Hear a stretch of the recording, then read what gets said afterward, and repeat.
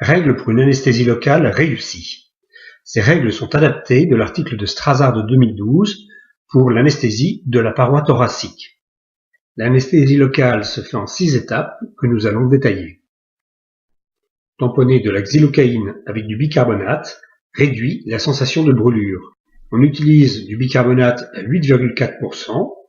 En rajoutant 2 ml de bicarbonate à 18 ml de xylocaïne, on obtient 20 ml d'une solution de xylocaïne tamponnée à pH neutre. Une aiguille de petit diamètre et de la xylocaïne réchauffée réduisent la douleur. L'idéal est une aiguille de 30 gauges ou de 27 gauges.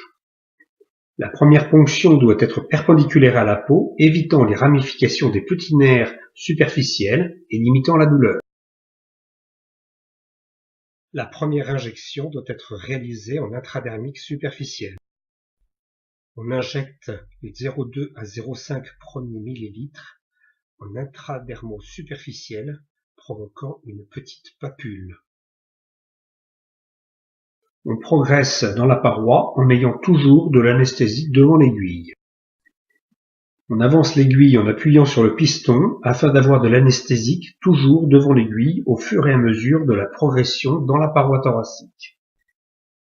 La dose maximale de xylocaïne est de 3 mg kg. Il faut mieux utiliser de la 1% plutôt que de la 2%. La dose maximale sera plus tardivement atteinte.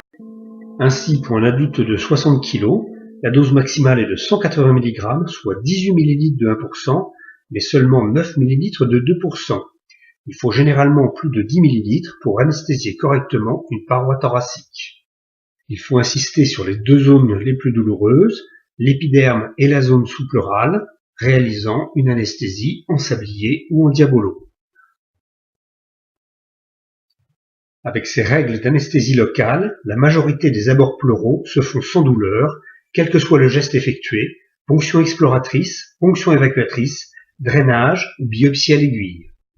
Vous pouvez télécharger la fiche de l'anesthésie locale en 6 points sur le site du GECO.